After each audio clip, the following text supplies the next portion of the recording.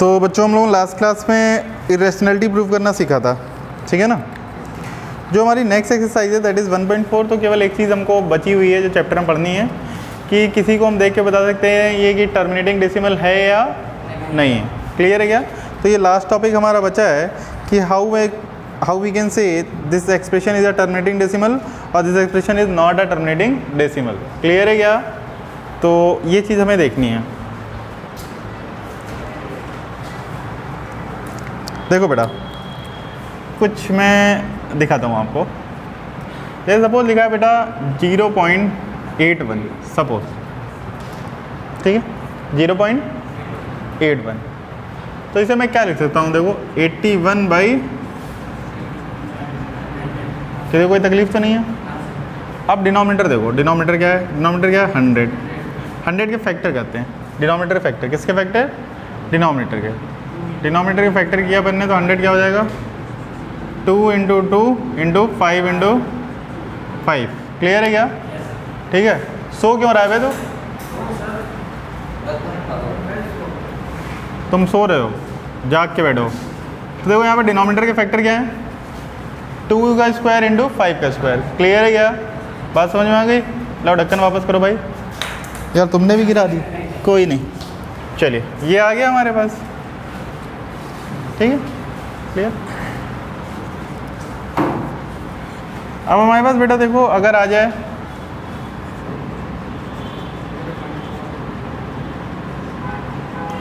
0.414 तो क्या हो जाएगा बेटा? इसे हम लिखेंगे 414 बाई 1000। सिंप्लीफाई करेंगे इसको, सिंप्लीफाई कर सकते हैं। तो 2 से डिवाइड किया तो क्या आ गया? 207। 2 से डिवाइड किया इसको तो क्या आया बेटा? 500। ये 3 से डिविजिबल है, ये 3 से डिविजिबल नहीं है। 5 से हो नहीं सकता, 6 से हो नहीं सकता, 7 से 7 to 14 नहीं जाएगा, 7 से भी नहीं जा रहा है, 9 से भी नहीं आ रहा है, 11 से भी नहीं जा रहा है, 13 से भी नहीं जा रहा है, नहीं जा रहा है ये आगे, ठीक है ना। क्लियर है क्या? केवल ये 3 से जा रहा था, 3 के आगे जो फैक्टर बचेगा उससे ये जाएगा, ठीक है ना। 3 के बाद यहाँ पे क्या आएगा हमारे पास? 3 से 69, तो 23 से ये जा रहा है, लेकिन 23 से ये नहीं जा रहा है। क्लियर है क्या? अरे बोलो चला, ठीक है समझ में आया? हाँ चलो 207/500 ये आ गया हमारा डिनोमिनेटर। डिनोमिनेटर के फैक्टर देखो, 500 के फैक्टर क्या है हमारे पास? 5 × 100 ही तो होगा। तो 2 की पावर 2 × 5 की पावर 100 का पता है, तो 500 का पता ही लगेगा कि नहीं? 5 का एक बार और मल्टीप्लाई होगा तभी तो 500 बनेगा। अरे बोलो, अरे यार तुम लोग बोलते नहीं हो, समस्या है तुम्हारे साथ है, ठीक है ठीक है। सपोज लिखा है 2.5, क्या लिखा है? 2.5। क्या बात है, 25/10। सिंप्लीफाई किया 5/2, 5 से डिवाइड कर दिया। डिनोमिनेटर के फैक्टर क्या आ रहे हैं? देखिए 2, ये आ रहा है डिनोमिनेटर फैक्टर। बोलो भाई, ठीक है ठीक है, हो गया क्या? क्लियर है? चलो अब अपन लिखते हैं बेटा 3.62। इसे डिवाइड किया, यहाँ पे क्या गया? 100, ठीक है। ये क्या आ गया बेटा? देखो यहाँ पे तो आ गया हमारे पास 362/100। तो सिंप्लीफाई किया, 2 से डिवाइड किया तो 1/8, ठीक है, और 1/50, ठीक है। ये 181 हो गया। अब इससे ज़्यादा सिंप्लीफाई तो हो नहीं रहा। और 50 के आप फैक्टर निकालोगे तो क्या आएंगे? 2 की पावर 1 × 5 की पावर 2, इससे 2 से डिवाइड कर दो। क्लियर है ना? चलिए एक और देख लेते हैं एग्जाम्पल।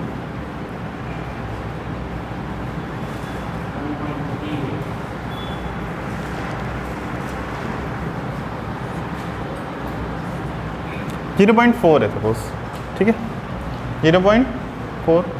सिंप्लीफाई करें इसे, क्या आया? 4/10 दैट इज इक्वल 2/5, ठीक है। तो अब देखो बेटा, मैं क्या बताने का कोशिश कर रहा हूँ, जितने भी टर्मिनेटिंग डेसिमल हैं, जितने भी ये टर्मिनेट हो गए ना, ख़त्म हो गए ना। 0.81 के आगे तो कुछ है नहीं, 414 के आगे तो कुछ है नहीं, 2.5 के आगे तो कुछ है नहीं, 3.62 के आगे तो कुछ है नहीं, 0.4 के आगे तो कुछ है नहीं, टर्मिनेट हो गया ना।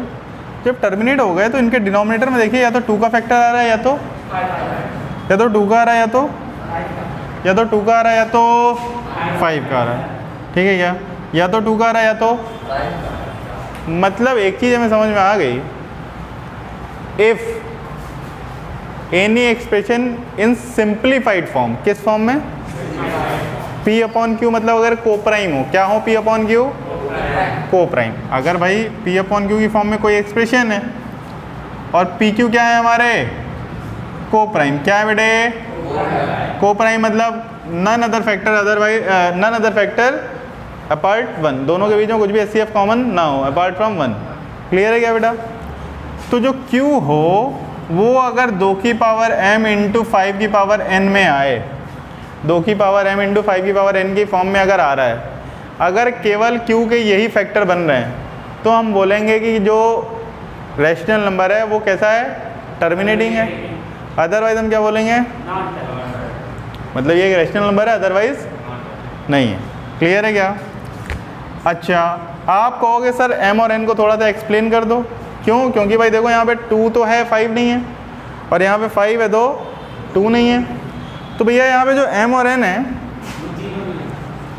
m और n जो हैं वो नॉन निगेटिव इंटीजर्स हैं। क्या हैं, नॉन निगेटिव इंटीजर का मतलब क्या हुआ, इंटीजर्स इंक्लूडिंग ज़ीरो या नेचुरल नंबर इंक्लूडिंग ज़ीरो, या आप बोल सकते हो होल नंबर है। क्या है m और n, होल नंबर। क्या है बेटे, क्या ये बात हमें समझ में आई। नॉन नेगेटिव इंटीजर क्या होते हैं, जो पॉजिटिव हो इंक्लूडिंग ज़ीरो, इसे हम और क्या बोल सकते हैं, होल नंबर। तो यदि कोई नंबर है उसको सिंप्लीफाई करने पे डिनोमिनेटर में केवल यही फैक्टर निकल के आ रहा है, केवल यही, मतलब या तो डिनोमिनेटर में 2 का फैक्टर हो या तो इसके अलावा अगर कुछ होगा तो वो हमारा टर्मिनेटिंग डेसिमल नहीं होगा, मतलब वो इरेशनल क्वांटिटी होगी। और अगर ये फैक्टर हैं केवल तो हम क्या बोलेंगे, रैशनल क्वांटिटी। क्लियर हुआ क्या, that is terminating decimal. Is it clear to everybody.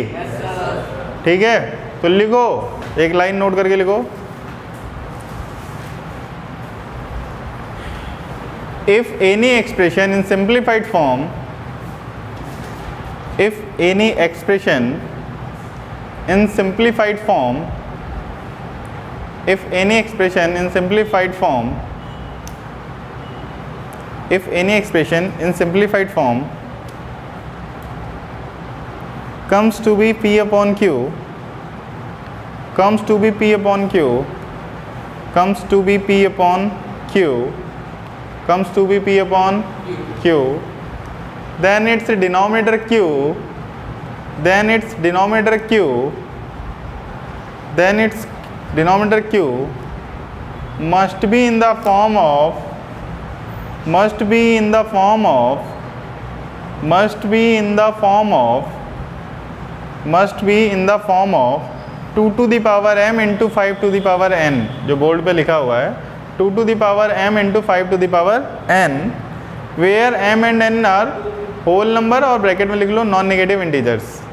2 to the power m into 5 to the power n, where m and n are non negative integers or whole numbers, where m and n are non negative integers or whole numbers। Clear हुआ क्या। ठीक है, देखिए क्या क्या पढ़ा है, लिखना क्या लिखा है, देखना जरा, स्टार्टिंग से पढ़ो। If any expression in simplified form comes to be P upon Q, then its denominator Q must be in the form of 2 to the power m into 5 to the power. Then this number will be, then this number will be, comma लगा के लिखो, then this number will be, then this number will be terminating decimal, then this number will be terminating decimal, terminating decimal bracket में लिख लो rational, rational number इसी को ही बोलते हैं ना, टर्मिनेटिंग डेसिमल ब्रैकेट में लिख लो रैशनल नंबर, ब्रैकेट में लिख लो rational number. Otherwise, otherwise non terminating bracket में लिख लो irrational number, otherwise non terminating bracket में लिख लो irrational number, otherwise non terminating bracket में लिख लो इरेशनल नंबर। ठीक है, ये बोर्ड से 2-4 एग्जांपल नोट कर लो। ठीक है, बोर्ड से 2-4 एग्जांपल नोट कर लो।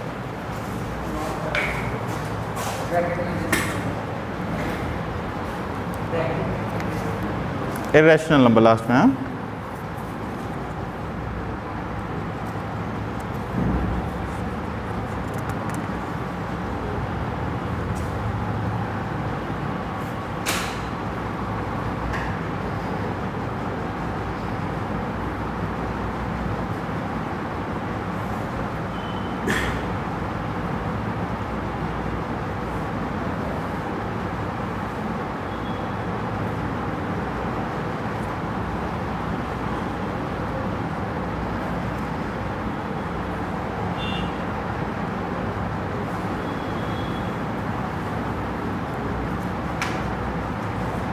हो गया, नोट कर लिया। चलिए इरेज करूँ, समझ में आ गया बेटा? मतलब अगर टर्मिनेटिंग डेसिमल है तो जो डिनोमिनेटर है वो किस फॉर्म में होगा? 2 to the power m into 5 to the power n। ये किसके लिए कंडीशन है? टर्मिनेटिंग डेसिमल के लिए। यहाँ पे mn क्या होना चाहिए? नॉन नेगेटिव इंटीजर्स या होल नंबर। क्लियर है क्या? मोर वाइल अभी हमने एक कंडीशन आपको बताई थी 2 क्लास पहले कि if any number is terminating with 0 और नॉट, लास्ट में उसकी यूनिट प्लेस पे 0 आ रहा है या नहीं, तो वहाँ मैंने बताया था 2 की पावर m और 5 की पावर n होना चाहिए, वहाँ mn नेचुरल नंबर होने चाहिए थे। क्लियर है क्या? तो दोनों में कंफ्यूज मत होना, यहाँ पे m और n में कोई भी एक 0 हो सकता है, लेकिन वहाँ पे दोनों ही हमें पॉजिटिव इंटीजर चाहिए। क्लियर है क्या? ठीक है,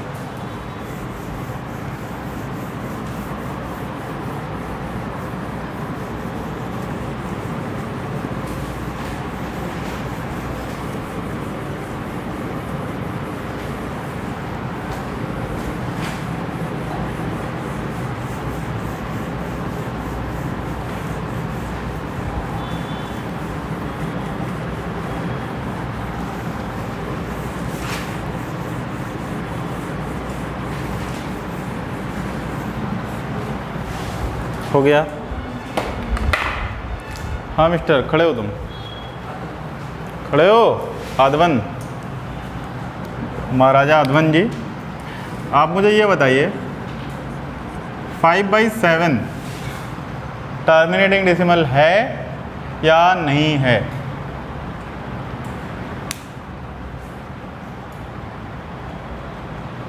ठीक है, वो जो ब्रैकेट में आप लोगों ने बच्चों रैशनल और इरेशनल लिखा है ना, वो कैंसिल कर दो। रैशनल और इरेशनल लिखा है ना यहाँ पे ब्रैकेट में लास्ट में, रैशनल और इरेशनल दोनों कैंसिल कर दो, क्योंकि ये टर्मिनेटिंग डेसिमल नहीं है बट ये रैशनल है। ठीक है, क्या है ये? टर्मिनेटिंग डेसिमल नहीं है। क्लियर है क्या? बोलो। क्यों नहीं है बता? क्या बोलो, क्यों नहीं है?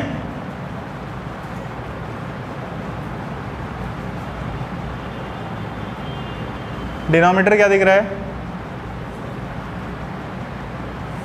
डिनोमिनेटर क्या दिख रहा है? अबे डिनोमिनेटर क्या दिख रहा है तुझे? 7। 7 के जब फैक्टर करेंगे तो केवल 7 आएगा ना। क्या ये 7 2 to the power m into 5 की पावर n की फॉर्म में है? अरे बोलना रे, नहीं है ना। इसके अलावा भी कुछ प्रेजेंट है ना इसमें, तो ये टर्मिनेटिंग डेसिमल नहीं है। बट सोता रहता है, वो कहेगा सो नहीं रहा था मैं, थप्पड़ मार दूंगा, बहस करेगा तो फालतू की। खड़े बेटा। 3/162 कॉपी में करके बताओ टर्मिनेटिंग डेसिमल है या नहीं है? 3/162, 3/162।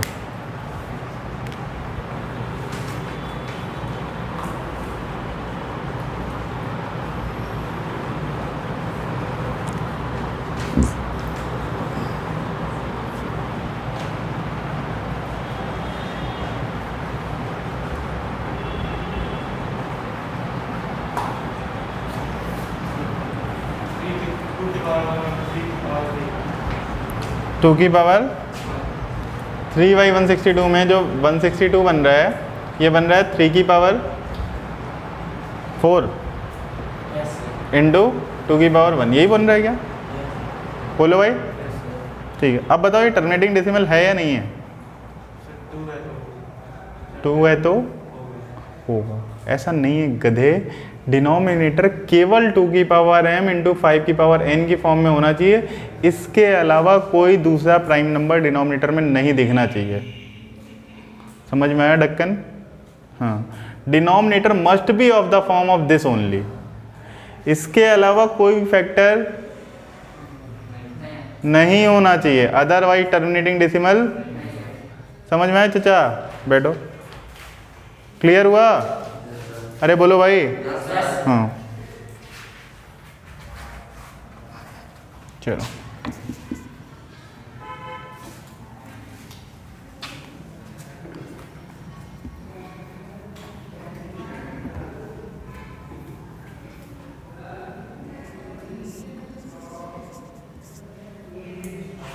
बताओ बेटा, टर्मिनेटिंग डेसिमल है या नहीं है?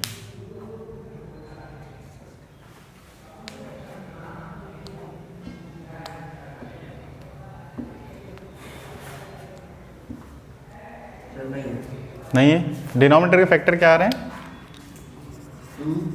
2 पावर बता देना direct, 2 to the power 4 multiplied 3, बस मल्टीप्लाइड 5, ये आ रहा है। तो देखो इसमें 2 टू द पावर m और 5 की और n के अलावा 3 प्रेजेंट है, इसलिए ये क्या है? टर्मिनेटिंग डेसिमल नहीं होगा। बात समझ में आ गई क्या?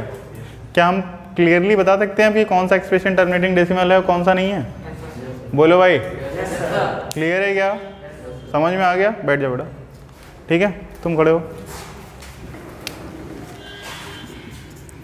सपोज कोई एक्सप्रेशन लिखा हुआ है बेटा 13/, ठीक है, 2 to the power 3 into 5 to the power 3 into 7 to the power 9। अब बताओ ये टर्मिनेटिंग डेसिमल है या नहीं है? Is it a terminating decimal और नॉट? जल्दी बताओ। नहीं है। क्यों नहीं है, बस ये बताओ। सर ये लास्ट में 2 टू द पावर m और 5 की पावर n के अलावा भी कुछ है। बात समझ में आई क्या? इसके अलावा कुछ भी किसमें? डिनोमिनेटर में। किसमें नहीं होना चाहिए? बैठ जाओ। क्लियर हो गया सभी लोगों को? चचा क्लियर हुआ?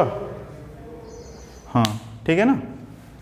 अब समझो, किसी ने हमसे पूछा 0.4 बार, क्या पूछा? 0.4, ये बोला कि टर्मिनेटिंग डेसिमल है या नहीं है। तो पहले देखिए हमें सिंप्लीफाई करना पड़ेगा। क्लियर है क्या? क्या करना पड़ेगा? सिंप्लीफाई। ठीक है, क्योंकि 0.4 बार के तो हम फैक्टर तो नहीं निकाल पाएंगे, तो पहले हम इसे P/Q फॉर्म में लेके आएंगे कि नहीं लेके आएंगे? अरे बताओ भाई। लेके आएंगे। जब लेके आएंगे तो फिर हम क्या करेंगे? उसके बाद देखेंगे कि क्या हो रहा है, कहानी वास्तव में क्या चल रही है, टर्मिनेट हो रहा है कि नहीं आ रहा है। ठीक है, 0.4 बार है बेटा, तो बेसिकली इसे मैंने x एज्यूम कर लिया। क्या कर लिया? x। तो x बेसिकली देखिए क्या दिया हुआ है बेटा? 0.4444। ठीक है, देखने तो मैं पहले ही समझ में आ गया टर्मिनेट तो नहीं हो रहा है। क्लियर है क्या? मीनिंग तो समझ में आ गई, लेकिन चलिए फिर भी इस तरह से हम लिख के आएंगे नहीं कि we can clearly see that this is non terminating और एग्जामिनर हमको 2 में से 2 नंबर दे देगा। ऐसा तो होगा नहीं, हमें प्रूव करना पड़ेगा। क्यों? क्योंकि हमने मेथड क्या पढ़ा है कि denominator should be of the form 2 to the power m into 5 to the power n, where m and n are non negative integer और होल नंबर। ठीक है, अब देखिए इसमें कितने प्लेस के बाद है रिपीटिशन? एक प्लेस के बाद है, तो 10 का मल्टीप्लाई कर दो, 10 की उतनी पावर का मल्टीप्लाई कर दो, तो ये क्या हो जाएगा? 4.4444 एंड सो ऑन। क्लियर है क्या? इसको मान लिया इक्वेशन नंबर 1 और इसको मान लिया इक्वेशन नंबर 2। तो इक्वेशन 2 में इक्वेशन 1 को सब्ट्रैक्ट किया, तो 10x में x किया, कितना आ गया? इज इक्वल टू क्या आ गया? बाकी राइट साइड तो सब वही है, सेम। कैंसिल आउट हो जाएगा कि नहीं हो जाएगा? सर आपको समझ में आ रहा है? हाँ, x इज इक्वल टू 4/9 ये आया मेरे पास। तो बेसिकली जो ये चीज़ थी उसको हम किस में ले आए? 4/9 सिंप्लीफाई करके। अब 9 के हमने फैक्टर देखे तो क्या आ रहा है 3 की पावर 2, ठीक। अब भाई इसमें 2 की पावर 0 और 5 की पावर 0 तो है, ये तो हमको पता है क्योंकि 1 है, बट लेकिन इसके अलावा क्या है इसमें 3 है, इसलिए क्या हो गया हमारे पास नॉन टर्मिनेटिंग डेसिमल। बात समझ में आ गया क्या? अब देखो सपोज कहीं लिखा है 0.37 बार, देखो जितने बार वाले हैं तो ये तो नॉन टर्मिनेटिंग है, तो ठीक है ना, नॉन टर्मिनेटिंग है, ये सारे पता होने चाहिए, ठीक है। अब देखो मेरी बात समझो, हम इसे ज्यूम करेंगे x, क्लियर है क्या? तो x क्या दिया हुआ है 0.3737। अब देखो पूरा एक्सप्रेशन वापस से रिपीट कब हो रहा है 2 डिजिट के बाद, तो हम कितने का मल्टीप्लाई करेंगे 10 की पावर 2 का, किसका मल्टीप्लाई करेंगे 10 की पावर 2, तो क्या आ जाएगा यहाँ पे 100x इज इक्वल टू, मतलब हमें पूरा एक्सप्रेशन फिर से पॉइंट के बाद सेम लाना है, तो अब हम समझ ही जाएंगे यार 10 का मल्टीप्लाई करके आएगा या 100 का मल्टीप्लाई करके आएगा या 1000 का आएगा। बात समझ में आ रही क्या? तो क्या आ गया 37.373737 एंड सो ऑन। सबट्रैक्ट कर दो, सबट्रैक्ट कर दो, equation 1 equation 2, equation 2 minus equation 1 क्या आ गया मेरे पास 99x is equal to 37, x is equal to क्या आ गया 37/99। कोई कॉमन फैक्टर तो दिख नहीं रहा हमें, देखिए 37 के जो मल्टीपल आते हैं ना ये ट्रिपल डिजिट सेम वाले आते हैं, 111, 222, 333, 444, ये जो होते हैं ना ये होते हैं 37 के मल्टीपल्स, ठीक है ना, समझ गए। कभी इन फ्यूचर कभी देखो और सोचो कि कोई कॉमन फैक्टर है कि नहीं है, तो 37 होता है, 111, 222, 333, 444 जो एक्सप्रेशन होते हैं ना इनके फैक्टर होते हैं। तो 111 जो होता है ये होता है 37 × 3 होता है, 222 जो होगा वो क्या होगा 37 × 6 हो जाएगा, क्लियर, इस तरह समझ गया। ये 37 के फैक्टर होते हैं, क्लियर है बेटा। चलिए 37 बाई कितना दिख रहा है 99, डिनोमिनेटर क्या है 99, 11 9 या 99 हुआ ना, 2 की पावर 0, 3 की पावर 9 इंटू 11 की पावर 1 इंटू, ठीक है, 5 की पावर यहाँ 0। तो देखिए यहाँ पे 2 और 5 के अलावा भी पिक्चर में कुछ प्रेजेंट है, इसलिए हम क्या कहेंगे ये हमारा क्या है नॉन टर्मिनेटिंग डेसिमल है। क्या ये चीज़ हमें समझ में आई? नोट करो फटाफट ज़रा, फिर कुछ इसमें एक ट्रिक बताऊँ आप लोग को।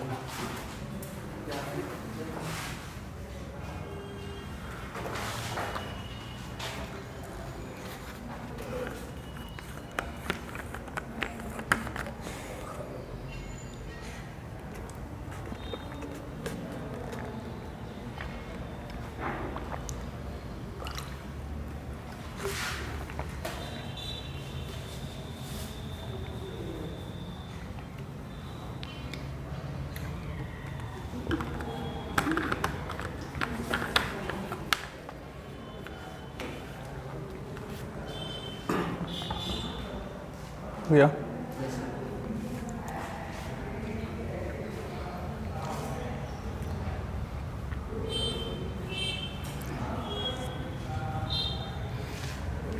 इरेज करो बेटा।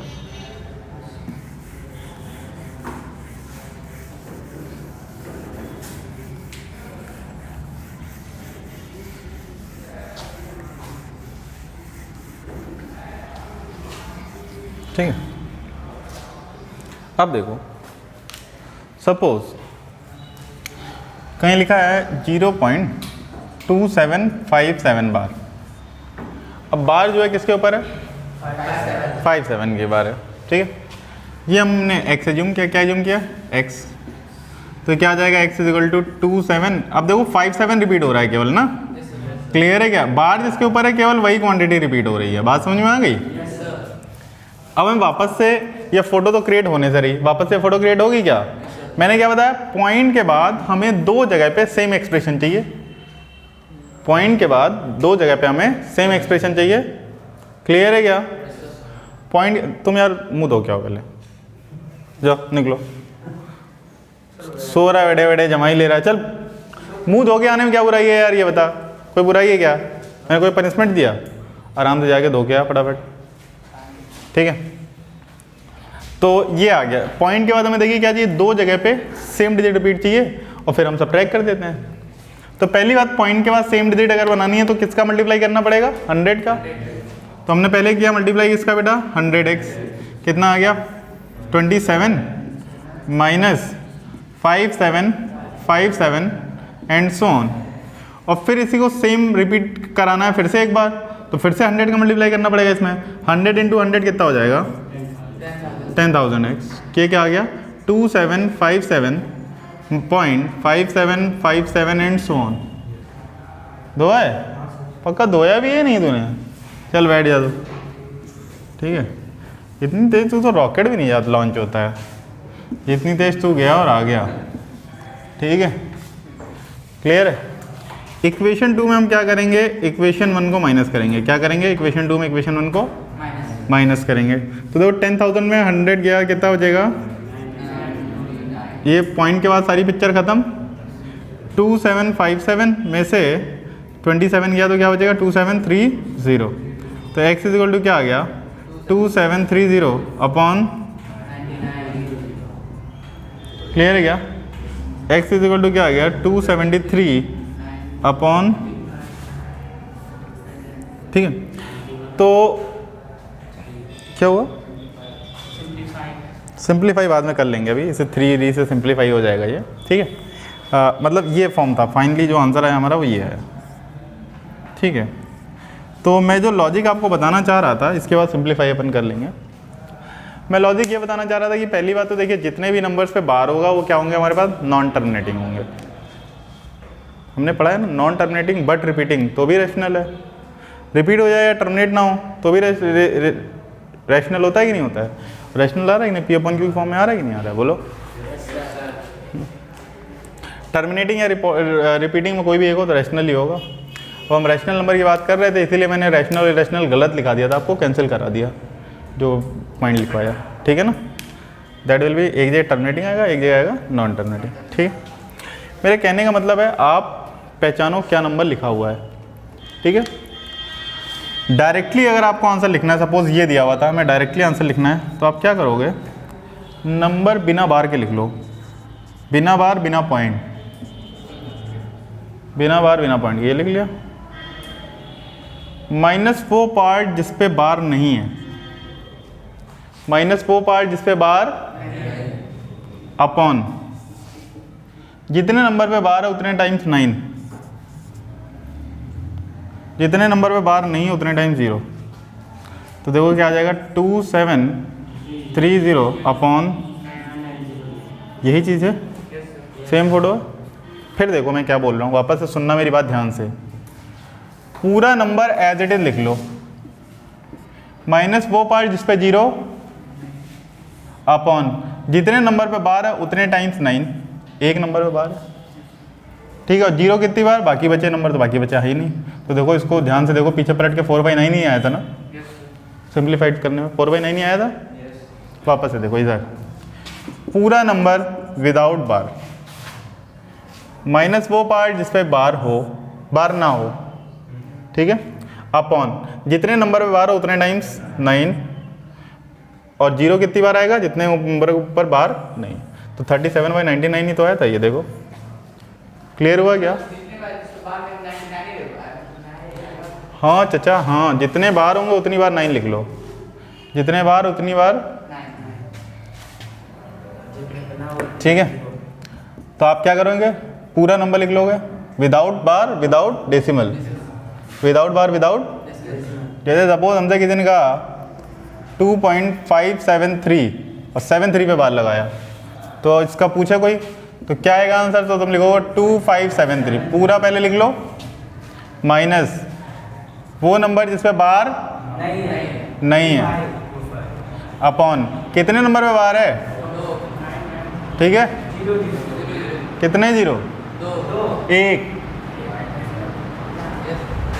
पॉइंट के बाद कितने नंबर पे बार नहीं है, ठीक है क्या।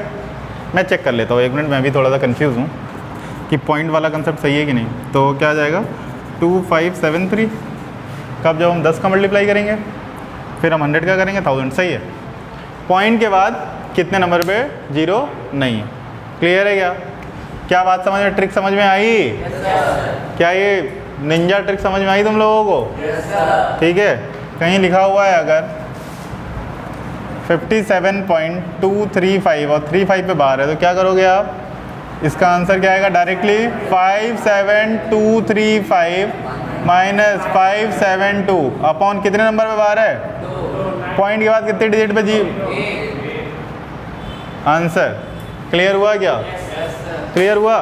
तो अपने शब्दों में ये ट्रिक लिख लोगे कि write all the number without bar and without point minus write the number which don't have the bar upon 9 as many number of times as numbers have bar और 0 as many number of times as number of times in decimal have not bar.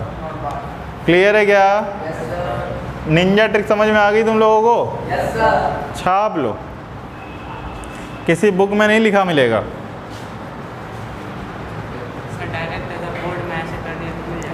Direct board में कर दोगे तो फिर कहाँ मिलेगा, एक number में अगर आएगा तो कर सकते हो भाई, प्रूफ तो करना ही पड़ेगा ना, ऐसे ही तो निकाल ले अपन। मतलब आंसर क्रॉस वेरीफाई या NTSC वगैरह में आ जाए, ऑब्जेक्टिव आ जाए तो आप कर सकते हो, there is no need to proof. ठीक है ना, बेसिकली ऑब्जेक्टिव के MCQ में एग्जैक्टली MCQ में आ जाए तो ठीक है। चलिए इसके अलावा क्या है, हाँ 1.3 हो चुकी थी अपनी। 1.4 के लिए तो पहले यही बताना था कि भाई, तो एक्सरसाइज 1.4 में देखिए सभी लोग बुक में पेज नंबर 17 पे पहले क्वेश्चन में तो यही बताना है कि टर्मिनेटिंग डेसिमल है या नहीं। क्लियर है क्या?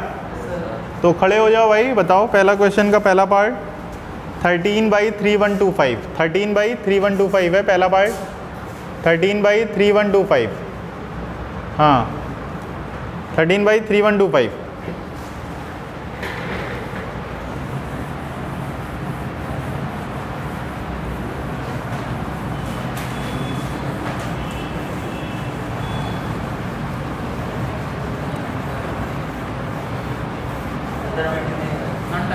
नॉन टर्मिनेटिंग है। डिनोमिनेटर के फैक्टर बताओ, डिनोमिनेटर फैक्टर तो बता, तुझे क्या सपना है नॉन टर्मिनेटिंग है? हाँ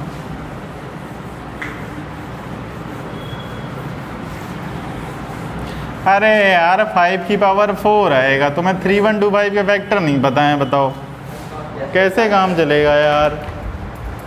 हैं इतने बड़े हो गए हो, अभी 3125 के फैक्टर निकाल पा रहे हो? अरे यार हैं कैसे काम चलेगा? 5 to the power 4 हमने बोल दिया और आपने बोल दिया हाँ सर आएगा। 5 to the power 5 आएगा चाचा, 5 की पावर 4 तो 625 होता है। हैं मैं कुछ भी बोल दूंगा सही है क्या? क्रॉस वेरीफाई तो करना है ना। चलो तो देखो बेटा बैठ जाओ।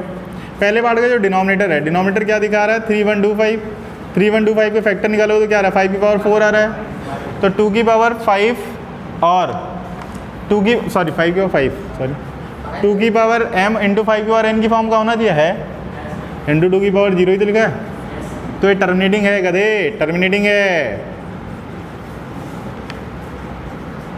क्लियर हुआ? मतलब तुम्हारा आंसर गलत है सर जी, समझ में आया? क्योंकि 2 की पावर m और 5 की पावर n की फॉर्म में होना चाहिए, इसके अलावा कुछ भी, तो 2 और 5 के अलावा कुछ दिख रहा है क्या? ठीक है ना, ठीक है। सेकेंड क्वेश्चन, हाँ तुम चाचा खड़े हो, तुम सेकंड ना बताओ, तुम थर्ड बताओ, क्योंकि सेकंड तो तुमने इतनी देर में कर लिया होगा कि नंबर अगला मेरा है।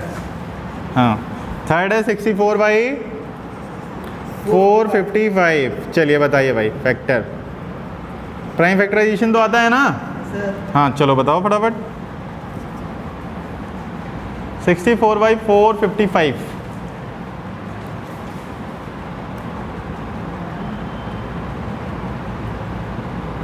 हाँ यार इतना टाइम नहीं है कि इतना फैक्टर में इतना टाइम लगेगा, क्यों? हाँ क्यों नहीं है? अच्छा ये बताइए आप क्यों नॉन टर्मिनेटिंग है सर, बताएंगे? देखो डिनोमिनेटर क्या है 455 है, डिनोमिनेटर का पहला फैक्टर है 5 से डिवाइड किया तुमने तो यहाँ पे क्या आ गया 5 9 जा 91 हो गया। 91 के फैक्टर क्या होते हैं 1307, तो 2 और 5 के अलावा यहाँ पे 7 और 13 भी मौजूद है डिनोमिनेटर में, इस वजह से ये कैसे एक्सप्रेशन है भैया? कैसे हैं? बैठो चाचा, नहीं सपना नहीं शक्तिमान नहीं बनना है, ठीक है ना? तुम खड़े हो बेटा, शाहरुख खान खड़ो।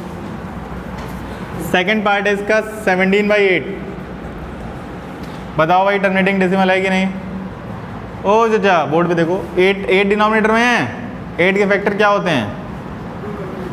2⁻3। अब बताओ 2⁻3 हमें पता है जब 8 की वैल्यू 2⁻3 होती है तो ये टर्मिनेटिंग है कि नहीं है? है। डिनोमिनेटर में 2 और 5 के अलावा कुछ नहीं होना चाहिए। 2 और 5 तो हो सकते हैं ना? ठीक है बैठ जाओ, वेरी गुड। हाँ खड़े हो, हीरो हीरा लाल खड़े हो जाओ। 29/343। चलो तुम 343 के आधवन मुझे फैक्टर बता दो बस, मुझे आगे का आंसर मिल जाएगा। मतलब फैक्टर ही तो हम निकाल रहे हैं, अगर फैक्टर आ गए तो हम आगे का आंसर दे सकते हैं। चलो फैक्टर बताओ बेटा फटाफट क्या आ रहा है? 343 के फैक्टर।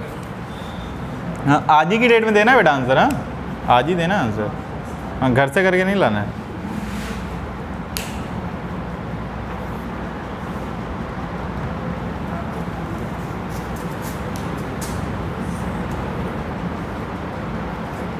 टू से गया, इवन तो है नहीं यूनिट प्लेस पे, तो 2 से जाएगा नहीं। 3 से गया, अरे बोलो यार।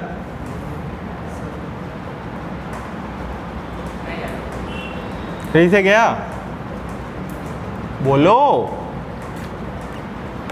हाँ या नहीं? हाँ नहीं, फिर किससे जा रहा है? निकालो, चल निकालो भैया, निकालो निकालो आराम से। नहीं फैक्टर ही नहीं निकल रहे। 343 is a prime number. Prove कर दूं मैं 343 इज अ प्राइम नंबर? कर नहीं पाओगे। अच्छा फैक्टराइजेशन करते कैसे हैं? फैक्टराइजेशन पहले 2 से डिवाइड करते हैं, नहीं जाता है। अगला प्राइम नंबर 3 आया, 3 से डिवाइड करते हैं, नहीं गया। अगला प्राइम नंबर 5 आया, 5 के लिए यूनिट प्लेस पे या तो 0 होना चाहिए या तो 5 होना चाहिए, नहीं गया। 7 से चेक किया तुमने, चौथे प्राइम नंबर तक नहीं किए और नहीं हो रहा है। तुम यार अपने पेरेंट्स से मेरी बात कराओ, बैठो। ऐसे काम चलेगा नहीं, तुम्हारी बहानेबाजी बहुत तगड़ी चल रही है। हर क्लास में तुम पॉइंट आउट हो रहे हो। ये होता है 7⁻3 होता है। तुम लोगों को क्यूब नहीं पता है। हमारे घर की बाई से पूछ लो जाके, वही बता देगी सर ये 7 का क्यूब होता है। मतलब होल स्क्वायर होल क्यूब तो ऐसे ही बताते चलती है। हाँ और क्यूब भी तो मैं ऐसे ही डायरेक्टली उसे रटाया है। तुम लोग को बताओ 1 से 10 तक के स्क्वायर और क्यूब तक नहीं पता है।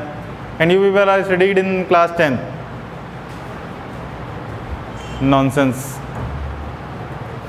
फैक्टर नहीं निकाल पा रहा है इतना। ये परफेक्ट क्यूब नंबर है, इसे ये नहीं पता ये परफेक्ट क्यूब नंबर है। 7 का क्यूब होता है।